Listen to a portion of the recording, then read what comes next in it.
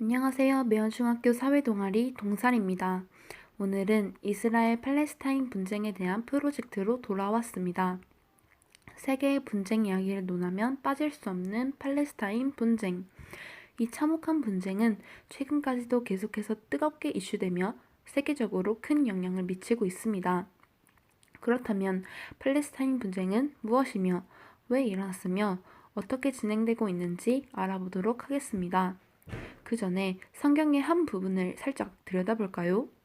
약 4천년 전으로 거슬러 올라가 보면 기원전 2000년 전후 구약 성경에 나오는 신 야훼는 유대교 신앙의 아버지이자 이스라엘과 아람 민족 일부인 조상인 아브라함에게 지금의 이스라엘, 즉 가나안을 너와 내 후손에게 준다고 약속합니다. 아브라함에게는 장부인의 아들인 이삭과 첩의 아들 이스마엘이 있었습니다. 이삭에게는 아들인 야곱이 있었고 이스마엘은 아람 민족 일부의 시초가 됩니다. 야곱의 아들 요셉은 이집트의 고위 관료가 되었고 요셉의 형들과 야곱은 가나안을 떠나 이집트 땅으로 이주 정착하게 됩니다. 그리고 여기에 여러분이 잘 알고 계시는 또 한 명의 유명한 인물이 있는데요. 바로 흥해를 가른 모세입니다. 이집트의 파라오가 이스라엘 백성을 핍박하자 모세는 이스라엘 백성을 이끌고 약속의 땅 가나안으로 다시 이주합니다. 이 시기는 기원전 13세기경으로 추정됩니다. 이전인 12세기쯤에 팔레스타인의 선조, 해양 민족인 필리스틴 또한 가나안의 남부 해안 지역으로 이주해 왔습니다. 기원전 1020년쯤 건국된 이스라엘 왕국은 이후 주변의 아시리아와 바빌로니아에 멸망하게 되고 로마의 지배까지 받게 됩니다. 한편 기원 후 135년 유대인들은 가나안에서 쫓겨나 떠돌이 민족으로 살게 되는데요. 이때 가나안에 남은 일부 유대인들과 대부분의 필리스틴 후손들은 큰 분쟁 없이 1차 세계대전 직전까지 함께 살았습니다. 본격적으로 이스라엘과 팔레스타인의 영토 분쟁의 도과선을 제공한 것은 바로 영국입니다. 1차 세계대전 때 오스만 제국과 격렬한 전투를 치른 영국은 전쟁에서 승리하기 위해 한 가지 꾀를 내었습니다. 영국은 전쟁 비용과 신병기 개발을 유대인 재벌에게 부탁했으며 군인들은 오스만 제국에 예속되어 있던 아랍의 하심가에 의뢰해 모집됐습니다. 그 대가로 영국은 유대인들에게는 가나안의 국가를 건설할 수 있도록 인정하겠다고 선언했으며 하심가에는 팔레스타인 지역에 아랍 독립 국가를 창설해 주겠다고 약속했습니다. 여기서 가나안과 팔레스타인은 부르는 이름만 다를 뿐 같은 지역이며 영국은 대단히 이율배반적인 약속을 한 것이라고 볼 수 있습니다. 하지만 영국은 전쟁 후 유대인들이 대량 이주할 수 있도록 물꼬를 터줌으로써 사실상 이스라엘 편에 서게 됩니다. 여기까지가 분쟁의 배경이 되는 내용입니다. 그렇다면 이제 본격적으로 이스라엘과 팔레스타인의 분쟁 서막부터 현 상황까지 탐구해 보도록 합시다. 앞서 언급된 벨푸어 선언을 기억하시나요? 1917년에 발표된 벨푸어 선언은 그 당시 영국 외무장관인 벨푸어가 제1차 세계대전 때 유대인의 군사적 지원을 받기 위해 팔레스타인의 유대인을 위한 민주국가를 수립하는 데 동의한다고 발표한 선언으로 팔레스타인 분쟁의 주요 원인이 되었습니다. 벨푸어 선언이 문제가 되는 이유는 1915년의 맥마흐 선언 때문입니다.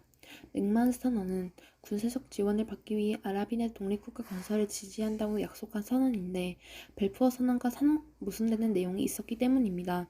이 때문에 이스라엘 독립전쟁이라고 부르는 유혈 충돌이 발생했고 결국 공은 유엔으로 넘어가게 되었습니다.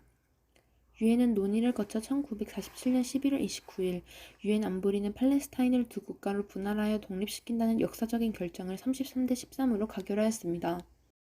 1차 중동전쟁 1945년 5월 14일 이스라엘 건국 당일 이집트 군대가 이스라엘을 폭격했고 1차 중동전쟁이 발생되었습니다. 이집트, 시리아, 레바논 등 이 사방에서 공격해오자 이스라엘은 처음에는 무너지지만 미국의 지원과 초대 수상인 벨구리온의 발빠른 대처로 승기를 잡고 1949년 2월 평화조약으로 제1차 중동전쟁은 이스라엘의 승리로 막을 내립니다.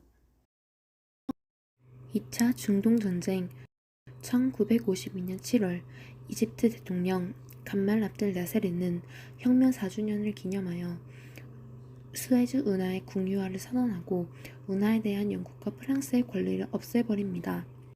이에 영국과 프랑스, 이스라엘은 각각 수에즈 운河와 시나이 반도를 공격합니다. 1956년 10월에 이스라엘이 전투 끝에 승리하였으나 국제적 압박으로 철수합니다. 3차 중동전쟁.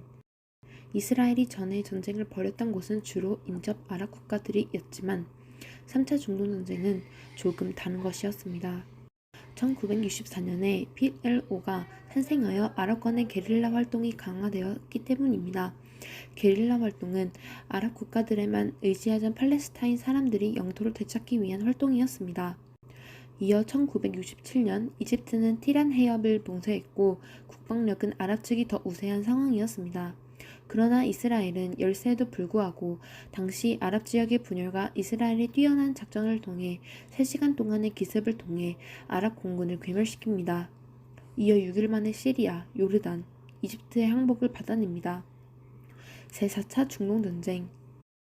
이집트는 1973년 10월 6일 선제 공격을 가함으로써 이스라엘 공군과 탱크대를 소련제 미사일과 로켓으로 격파, 서전을 승리하였으나 북부에서는 시리아군이 퇴폐하여 전선은 고착화되었습니다. 결국 유엔의 중재 아래 정전이 체결됩니다. 90년대 이후 두 국가 해법을 기조로 한 93년 오슬로 협정, 2000년 캠프 데이비드 협상 등이 진행되었으나 실패하고 맙니다. 이후 2012년 팔레스타인은 유엔에서 옵서버 지위를 얻게 되었고 이스라엘의 반팔레스타인 기조는 장기 집권한 극우 네타냐후 정권에서 더욱 강해지게 됩니다. 한편 팔레스타인 내에서는 무장조직 하마스가 그 힘과 영향력을 확대시킵니다. 가장 최근에 이스라엘의 네타냐후 정부와 팔레스타인 무장조직 하마스 사이에 충돌이 있었습니다. 하마스는 이슬람 금식 성월인 라마단 기간 이스라엘 경찰이 동예루살렘의 성지인 아라스카 사원에 들어가 팔레스타인 시위대를 강경하게 진압하자 지난 10일 이스라엘에 선제 공격을 가했고 하마스는 이스라엘 남부뿐만 아니라 중부 지역까지 겨냥해 무려 4,300여 발의 로켓포를 쏘았습니다. 그러나 대부분 이스라엘의 아이언돔에 의해 격추되었습니다. 이 가운데 이스라엘군의 반격으로 팔레스타인에서는 어린이를 포함한 다수의 희생자가 발생했습니다. 전문가들은 갈등 상황은 쉽사리 해결되지 않을 것이라 말하고 있습니다. 지난 2020년 당시 도널드 트럼프 미국 대통령은 중동 평화안을 내놓았습니다. 베냐민 네타냐후 당시 이스라엘 총리는 이를 세기의 딜이라 부르며 환영했지만 팔레스타인은 한쪽에 치우쳤다며 거부했습니다.